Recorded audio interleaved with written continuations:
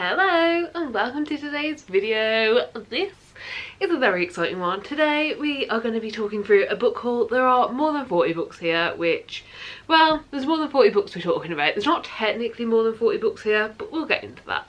So, the basics of this are, I've been buying a lot of books. These are all the books that I brought in August, September and October.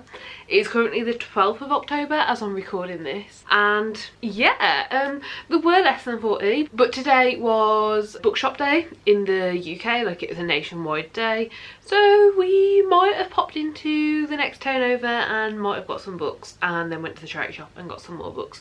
So it is now over 40, and yeah, I'm really excited about it. I've split them up into kind of piles that'll kind of make sense as we go through. Some of them I'll be able to talk about more than others, some of them I'll only really be able to tell you the titles of, but we'll just go through it. I have got a few things that I can say. I'm hoping what you'll see on screen for these next 3 points is correct, but I'm gonna have to remake them because I've made them previous to today thinking that I'd settled on the books and there's no 5 more after today. So out of the 42 books, it is now 42 books that we are talking about today in this haul, I've read 6 of them, which means unread is 36 of them.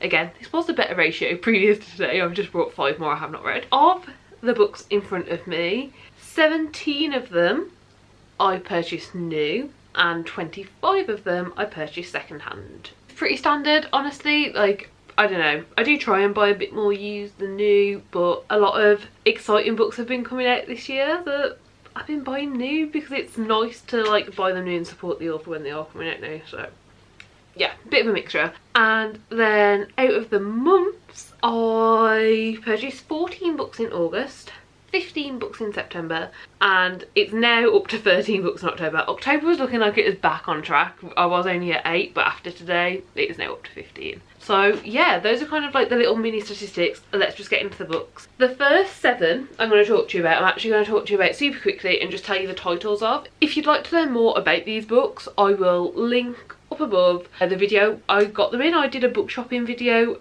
a couple of months ago now, and these are the 7 books that I got in it. So that is Sleeping Giants, very excited for this. The Complete Poetry of Edgar Allan Poe, also very excited for this. Take a Hint, Danny Brown. This is the only book in this pile that I've read, and I enjoyed it. I gave it 3.5 stars. It was my least favourite of the 2 Brown sisters books that I've read. I gave Chloe Brown 4 stars, this is 3.5, but it was very close. If it wasn't for a few things that annoyed me, it probably would have gotten 4, so 3.5 for that. Then I got The Sorrows of Work, Remarkably Bright Creatures, which is a book that's intrigued me for a while, but I'm just not confident I'm going to enjoy it. So once I found a second-hand copy of this, I was like, perfect, let's get it, let's see if I do enjoy it. No Logo, and A Wizard of Earthsea. So yeah, those are the first 7 books that I got in August. Let's just continue on, telling you a bit more detail about the rest of them. What I'll do is I'll tell you the 5 that I've got today because the rest of them are in piles. So out of the 5 that I got today, these 2 I got new. I also got a new bookmark and these 3 I got used. Let's do the 3 used first. So used, I got Letters from Father Christmas by J.R.R. Tolkien, and I'm really excited about this. It seems really cute. It's basically just like a compilation of letters that he wrote to his kids, like pretending to be Father Christmas, and drew pictures and explained what was going on at the North Pole and all this stuff, and it seems like it's going to be lovely, and I think it could probably be quite a lovely one to read around Christmas time. So I picked that up. I also picked up, this is from a series called Art in Hand and Art in Focus. I'm not really sure what the difference in them is, but, well, the difference is they're about different artists, but I don't know what the difference between Art in Hand and Art in Focus is. But Art in Hand, Michelangelo, and Art in Focus, Monet. These looked very interesting. It seems like it goes into a lot of the actual artwork, but also goes into a bit of a description about the artist's life as well. So yeah, I do really enjoy the art exhibitions and looking at art, both new and throughout history. So I figured a couple of, you know, older, probably more classic, more well-known artists I'd like to learn a little bit more about, and they're only £1.50 each, so I picked them up. And then the 2 new ones that I got today, well, technically I got one and Jay got the other, but like we're both interested in both of them, so he's just like, okay, I'll get one, you get the other. And the one I got, because it's the one I'm slightly more interested in, but it's slightly, is Feminism Interrupted. This sounds so interesting. I'm just going to read you the back because that's what I read and that's what made me purchase it. Plastered over t-shirts and tote bags, the word feminist has entered the mainstream and is fast becoming a popular slogan for our generation. But feminism isn't a commodity up for purchase, it's a weapon for fighting against injustice. This revolutionary book reclaims feminism from consumerism by exploring state violence against women, reproductive justice, trans misogyny, sex work, gendered Islamophobia and much more, showing that the struggle for gendered liberation is a struggle for justice, one that can transform the world for everyone. I think it sounds so good. I'm really excited to pick this up, so yeah. And the other one, which is like published by the same publishing house, they're Outspoken Books and Pluto Press. I haven't heard of them before. I don't think I've got any other books by them, but these are very much in the same series. And this one is called Mad World. I have just put my bookmark in there because it was a very cute bookmark. It's a little dragon and through the bottom is its tail, and I wasn't going to put it in a book. I was going to put it on my desk ready for the next book I pick up, but turns out the cat thinks it's a cat toy, so in the book it's gone so they can't get to it. And again, I'm just going to read you the back of this because that is 100% what Hook does, and Jay's slightly more interested in this one than the other one, and that's why he got this one rather than me, but I'm also very interested, just slightly less than the other one, so that's how it worked out. Mental health is a political issue, but we often discuss it as a personal one. How is the current medical health crisis connected to capitalism, racism and other social issues? In a different world, how might we transform the ways that we think about mental health diagnosis and treatment? These are some of the big questions Micah Fraser Carroll asks as she reveals mental health to be an urgent political concern that needs deeper understanding beyond today's awareness-raising campaigns. Exploring the history of asylums and psychiatry, the relationship between disabled justice, queer liberation and mental health, art and creativity, prisons and abolition, and alternative models of care. Mad World is a radical and hopeful antidote to pathologization. I'm not confident I pronounced that right. I'll put the word on screen. Gatekeeping and the policing of immigration. This sounds great. Again, what I'm really excited to get to. Non-fiction is going to be something I've really prioritised next year. Over the last few months I've been picking up more and more and just realising how much I enjoy it and that I don't prioritise it, so very excited to have another one. Okay, and then here I have a pile of 5 more books, and these are the 5 others as well as Take a Hint Danny Brown that I've read already, so let's just talk about them. Morbidly Yours. I originally got this as an ARC through NetGalley. I enjoyed it so much, it's like up there with some of my favourite romances, so I want my own copy, so I got my own copy. I actually found this on like, I think it was in Asda. It was on like the Asda special, I don't know what the Asda card's called, but like that sort of thing. You got it for a special price if you remember. So yeah, Morbidly Yours, really enjoyed it. We have one main character who is a mortician, I'm pretty sure they're described as. Undertaker is what they're technically described as. So we've got one character who's an undertaker, and then our other character who's recently lost someone very close to them and is dealing with grief, thinks they're moving in next door to a like bread and breakfast place, moved across the world, and when they get there they realise it's not a bread and breakfast, it's actually the Undertakers that this character. They become friends over the story. It's a romance, I'm sure you know where it goes, but it's a really lovely one, and it's one that actually made me like the friends to lovers trope. And I think that's because you also get to see them become friends. You don't start this book with them being friends, you see the friendship develop as well. Then we have The Spell Shop. Actually, yeah, this is once again one that I had through NetGalley and I enjoyed it so much that I got my own copy. I believe this was a 4-star cozy fantasy for me, but this is also like a cozy fantasy debut. I do think the author's written other books, but like nothing anywhere near this genre, although now I'm looking for it. I actually can't see a list of other books, so maybe I've made that up.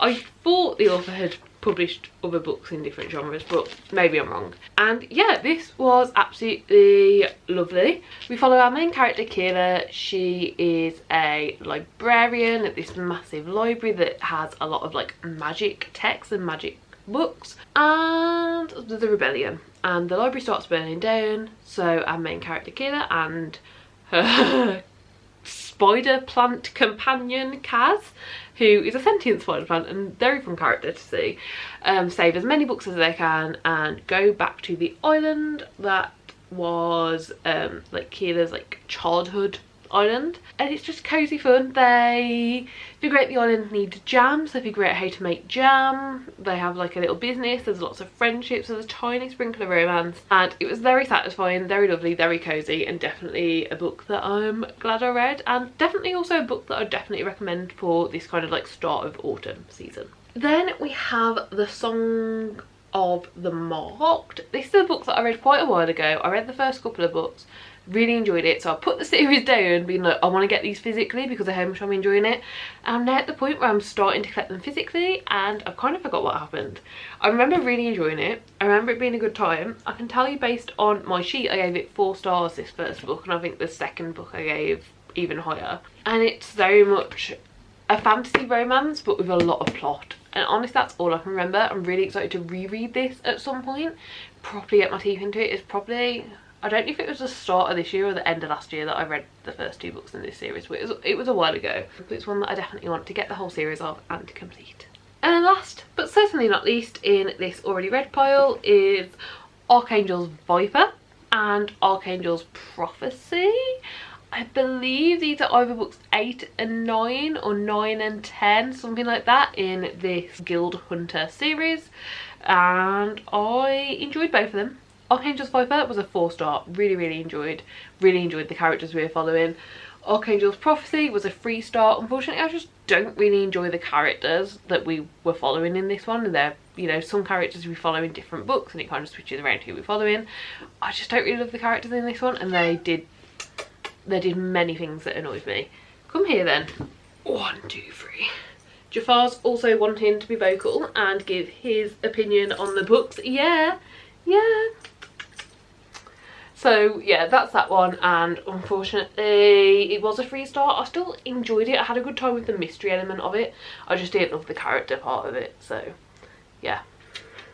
Then we have a tiny little pile of free books that I'm basically currently reading, so I didn't want to put them in any other pile because these are like free books that are currently living on my bedside table and I'm slowly getting through them. First of all, we have Queen Bee. I'm not very far into this. This is a prequel novella that's part of the HMRC series by Juno Dawson. And I really enjoyed the series.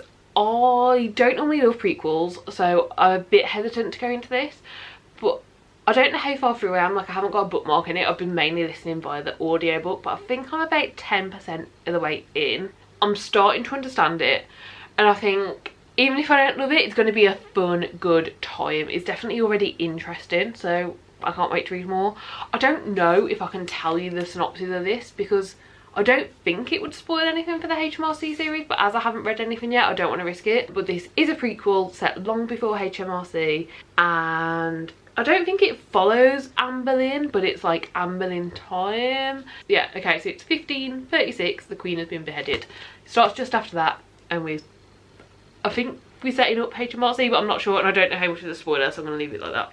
Then we have Obsidio. This is the 3rd and I believe final. There is like a little novella thing that you can read, but I believe it's the final novel in the Illuminae files.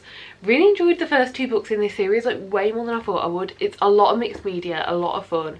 I just honestly had a great time. I'm on page 40, so not very far into this at all, but it's one that I know that once I'm sucked into it and I'm hooked, I do struggle to put this down, so I'm trying to take it nice and slow, because the last couple of times I've read books from this series, I've ended up pulling all-nighters to finish them, which is not sensible and not good, especially when it's this long. So I'm trying to at least read the first half of it, just as and when.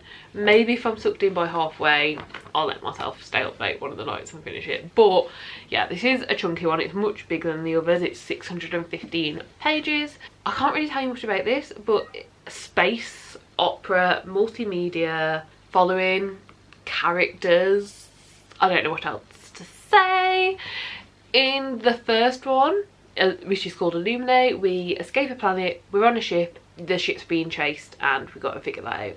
So yeah, that's the first one, but this third one, we're following completely different characters, completely different time. We are, once again, just figuring things out, so very excited to finish it. And then the final one that I am currently reading, I've only actually read the author's note of it, but it made me so excited to read the book that I put it down, because it's so short. It's only 100. Oh, that's an essay at the back. That's not even the book. Where does the book end? So the actual book ends on page 108. So it's 108 pages, which means I can easily read this in one sitting, and the author's note made me so excited that I want to like sit down and read this in one sitting. This is Graveyard Shift. It's a very new release. From what I know of it, we have 5, I think. Yeah, 5 insomniacs, I believe. 5 people who don't sleep very well at night meet in a graveyard, currently for unknown reasons for me. I don't know if there's going to be a reason or what it's going to be. And whilst there, they find a grave that's not meant to be there. It's an open, dug grave, and they're like, that's not meant to be there. Why is that there? What's happened? And then they spot someone and spend the night following this person. That's all I know. I do think there's more on the inside flap, so I will kind of scan it, and if you want to pause and read you can, or just go to the Goodreads page. But yeah, that's all I know. I don't want to know more personally because it is so short. I don't want to know any more than what I already do. I'm very intrigued by it, I'm very excited by it, and I can't wait to pick it up and read it. Also, this cover is just absolutely stunning. It's called Graveyard Shift, and I actually know if I said that. If I didn't, Graveyard Shift. Okay, and then the other pile I've got is of books that I've purchased and are unread. So that's everything else. I will talk about 4 books before we get to those because I don't want to forget about them. But 4 of the books that I've purchased in this last 3 months are actually pre-orders. They're going to be coming out over the next few months, over the next year I believe in total. And these I've pre-ordered through the 404 Inklings Kickstarter page. You can back as many or as little books as you want. Me and Jay agreed to back 4. To be honest, there was 5 that were in my top. That they're releasing 8 more. There were 5 that I was like, oh yes, I really want to read that. And there were 4 of those 5 that Jay was like, I also really want to read that. So he got those 4. So those are Look, Don't Touch, How Does Change Happen, But We Did, and Clean Up on Earth. I'll put images up of them as I said their titles. Yeah, these are 4 of the 8 Inklings books that are coming out in the next year. I'm really excited about all of them. They are essentially all very long essays on a very specific topic, written by someone that is like very knowledgeable and feels like they're the right person to write about this topic.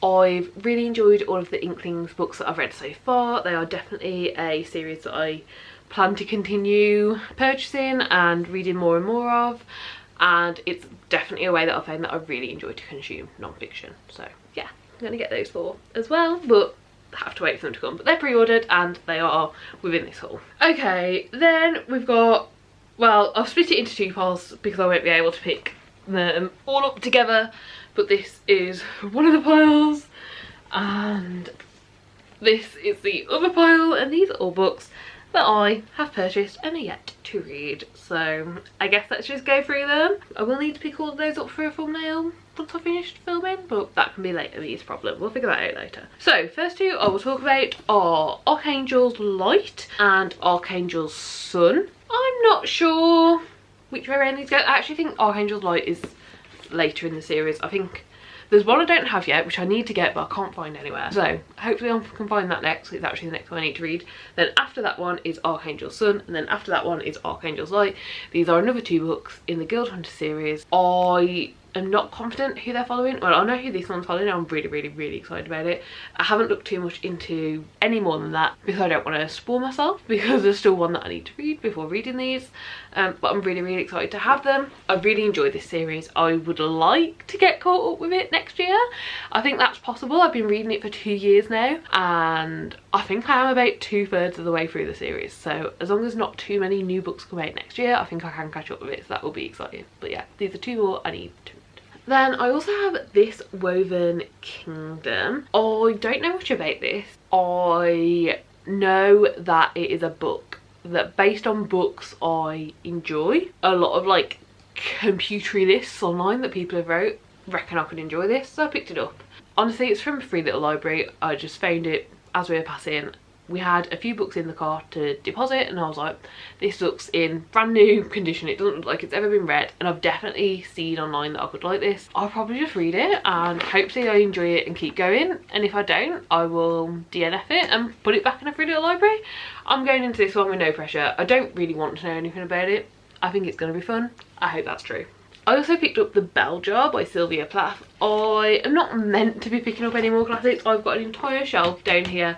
This entire shelf is classics, and I only read a few a year. Well, every year I say I'm going to try and read 12, and I'm yet to complete that. So every year it's been less than 12 classics that I've read. Normally about 4, I think. So I'm not meant to be picking up any more until I get through a few.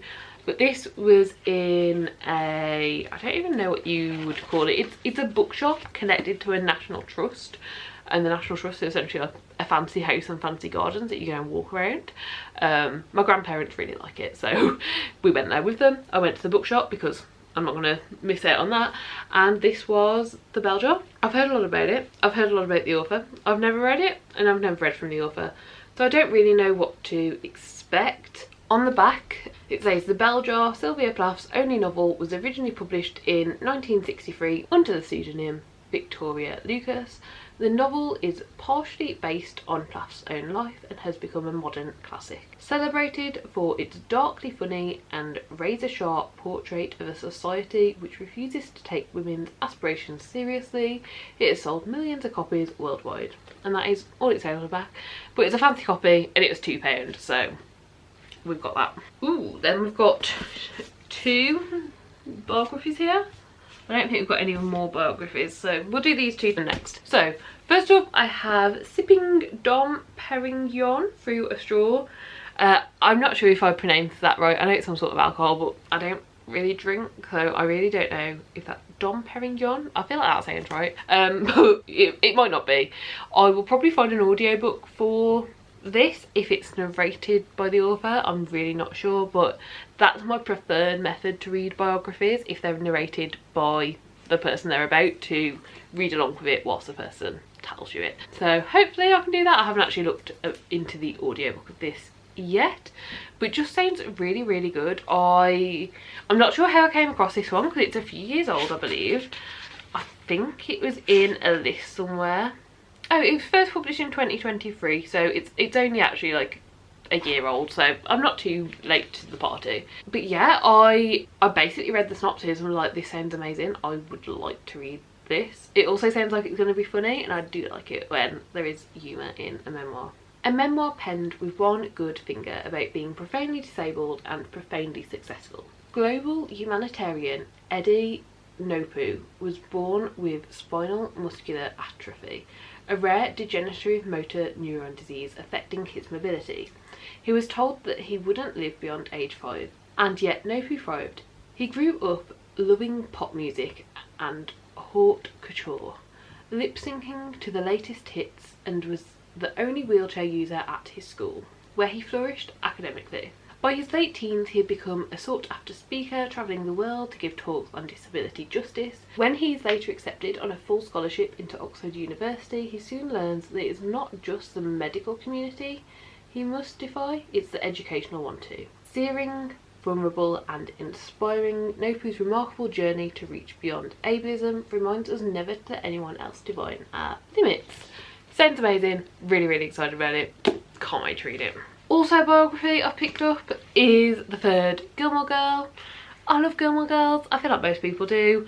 I read Lauren Graham's memoir when it first came out, really enjoyed that, and Kelly Bishop released one, so of course I'm going to read that too. I don't really think I need to say more. It doesn't just follow Gilmore Girls, I do know that it's her entire career, but I'm still really excited to give it a read. And I do know that this one is narrated by her because it's one of the features that's been popping up online, the fact that she did the audiobook. So yeah, really excited about that one too. Okay, let's do the 2 other non-fiction, and then we only have fiction left. So earlier I told you that I'd pre-ordered some 404 Inklings. I am still collecting 404 Inklings and like reading them actively. So 2 that I picked up are The End This is Surviving the World Through Imagined Disasters. And Machine Readable Me, this is The Hidden Ways Tech Shapes Our Identities. Machine Readable Me, I'm hoping to read before the end of this year. Me and Jay are going to read it together, probably in December, and put up a video about it. And unfortunately, I'm a bit slow when I read non-fiction, so I don't think I'm going to be able to fit this one in, but I'm super excited about getting to it at some point. And yeah, they are literally what they say on them. So this one is going to be Surviving the World Through Imagined Disasters. It's essentially all about fictional destruction and how to actually survive that, so really excited. And then this one I know is a lot about technology, and I'm not really sure what to expect on it, but I think it's going to be a good one. Like, Jay's a techie person, so he's really excited about this one too. And yeah, hopefully we both give it a good read together and enjoy it. But going about our day-to-day lives, digital information and everything that involves, so yeah. Okay, so another one that I'd love to fit into this spooky season, but honestly running out of time, so not sure if I will, but that is Tender is the Flesh. This is about cannibalism and humans eating humans because something happened, all the animals are gone, you can't eat the animals. So they put humans into tiers, and the lowest tier of humans get eaten by the others, and it goes through the entire slaughterhouse process. I've heard a lot of really cool things about this. Honestly, I don't think it's going to really get me. I've heard a lot of the things that people say about this is it's eye-opening, and it's made a lot of people not eat meat or turn vegetarian or something like that. I already don't eat meat. I don't eat any animal products already, so I don't think it's going to get me, and I don't think it's going to surprise me. I learned very young just what happens in the meat industry. I've watched it, like watched videos of it, and I don't think it will get me, but I do think it will be a very interesting book and a very interesting look at like social commentary and the way that this happens and people's perspectives. I really hope that we get like inner thoughts of people who are part of this process and what they think of it and how this is happening and how this is going through. So I think, yes, it's probably going to be a little spooky, and I would love to read it for like spooky season because of the horror of it, but I think it's really just more looking at how horrific our world is rather than actually being horrific in this book itself. So yeah, that's that one. Then we have The Ending Fire. This is the third and final book in, what's the series called? It might be called The Ending Fire series, The Ending Fire trilogy. So I'm really excited about this. It came out last month, I want to say, and I'm excited. I read the first book in this trilogy. I'm halfway through the second book in this trilogy. I'm really enjoying my time in it, and I really want to read this, but I also don't want it to end, but I really can't wait, so I will basically be getting to this one as soon as I can. I'm excited. I can't really tell you anything about it because it's book free, but I'm excited about it. Then I one weekend did a hell of a lot of research into Christmas romance books. Romance is a very new genre for me that I've slowly been treading into and very carefully selecting what books I read to make sure that I enjoy them. I don't think it's ever going to be a genre that I could go into and just like pick a book off a shelf and read it and enjoy it. I don't, because I just don't think I can. But I did a lot of research one weekend into Christmas romances. I would quite like to do like a Christmas romance video, and I found two that I think could genuinely be good and I could genuinely enjoy and like. Those two are Love Like Farms and Kiss Her Once for Me. If I remember correctly, this is friends to lovers, but it's also fake dating. I think the fake dating is what got me. One of the friends owns a Christmas tree farm and lies on an application to get like a grant for it or something, to say that she runs it with her boyfriend. She hasn't got a boyfriend, so the best friend steps up to the plate and pretends to be the boyfriend for whatever needs to happen. I feel like it could be good. It's got really amazing reviews and I really hope I enjoy it. And then this one is, these two people have a one-night stand and that's it. And then 1 year later, she kind of, I think, enters into a marriage of convenience. I don't think they're actually married yet, but she and her boss have decided that they'll get married for some, I assume it'll be good for something. Oh, it'll give him his recent inheritance. Don't really care about that part of it. But that's kind of what the story is. So she goes home with him for Christmas, and lo and behold, his sister is the woman that she had the one-night stand with the year previous. I think it's going to be juicy. I think it's going to be fun. And I think it's going to be a lot of drama, but like probably in a very cute way because it's a Christmas romance. So yeah, very excited about this one too. Then I picked up The Glass Hotel. This is the book that Emily St John Mandel published after Station 11. I do own the book that she published after this one, and then heard that they're kind of interlinked, and yeah, you can read them in any order, but there might be little Easter eggs if you read them in the order they're published. So I picked this one up because it's the next one I need to read.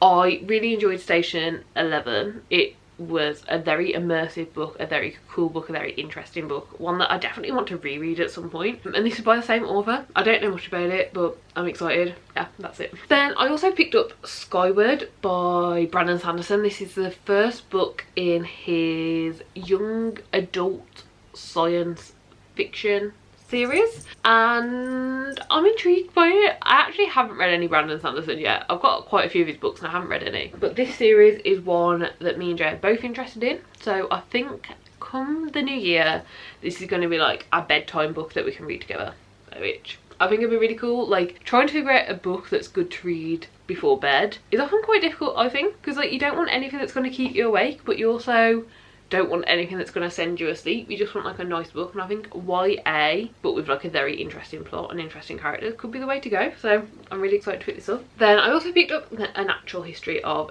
Dragons. This, I'll just tell you what I'm hoping for from this. Everyone loves Emily Wilde's Encyclopedia of Fairies. I thought it was fine. Didn't really enjoy the second one, but whatever, it's fine. This is what I'm hoping I expected from that. This is, you know, a very interesting book. I hope, well, I hope I haven't read it yet, so hopefully it's interesting. It's got drawings of dragons, but I do think every book in this series is based on a different animal, and we follow Lady Trent, who is telling you all about the dragons. That's all I know, but basically what I hope from this is to get what I wanted from Emily Wilde in this book. We will see. We will see. I also picked up Malice. This was released quite a while ago. I think it was a few years ago. Yeah, first published in 2012. But I've seen 5 or 6 people that I follow on YouTube reading this year and loving it. I want to read it and love it too. It's epic high fantasy, I believe, with a lot of political intrigue and a lot of battle, and I want to sink my teeth into that. I don't know anything more about it. I don't really want to read the back because I find if I read the back of like epic fantasies, it's just confusing and just puts me off. So I'm not reading the back of it. So there we go, that's all I know. Then the penultimate book in this haul is Pax. This is a middle grade book. A fox that was rescued as a cub and brought up because it needed help, and then one day the boy who rescued this fox is told by his father that he can't have him anymore, and they leave him at the side of the road, and we follow the fox. So well, on the front it says a heart-wrenching masterpiece, and from the back that is exactly what I expect. I enjoy middle grade. I don't read that much of it, but when I read the back of a middle grade book and it like hooks me like that, I'm like, yeah, I definitely want to give that a go. So this is a middle grade book that I'm really hoping I enjoy. And then our final book of this haul is We Solve Murders. This is Richard Osman's newest book. Richard Osman is the author of The Thursday Murder Club, which there are currently 4 books out. It's also coming to a TV series soon, I think. Might be a movie. I'm pretty sure it's a TV series. But this is his latest release, and it is not in the Thursday Murder Club world. It's a completely new world, completely new characters. We follow Steve Wheeler and his daughter-in-law, Amy Wheeler, and they are trying to outsmart a killer. I don't know much more than that. I picked it up because it's Richard Osman, and I mean, I've only actually ever read The Thursday Murder Club by him. I'm hoping that it's just not a serious thing, but right now, before reading this, I just trust Richard Osman and will pick up anything he writes based on what I've read in The Thursday Murder Club. So hopefully that is correct, but we will see. Okay, and those are all of the books that I have obtained over the last 3 months. Quite a lot, more than expected. Need to have the final ones of these onto my physical TBR list. Really worried it's going to push me back over 300. Really don't want that to happen, but we will see. And yeah, we will see, I am not going to be buying many books for the rest of the year now. I don't think. There's like the odd book that I've got wrote down that I want and I'm searching for, but to be honest, before the end of the year I don't see myself getting more than maybe like 5 to 10 books. So I don't think there'll be another book haul this year, but we'll wait and see. And yeah, that's it from me. So I do really hope you enjoyed the video. I hope you enjoyed the book haul. Please do give it a like if you liked it. Subscribe down below if you want to see more content like this, and hopefully I'll see you next time. Bye.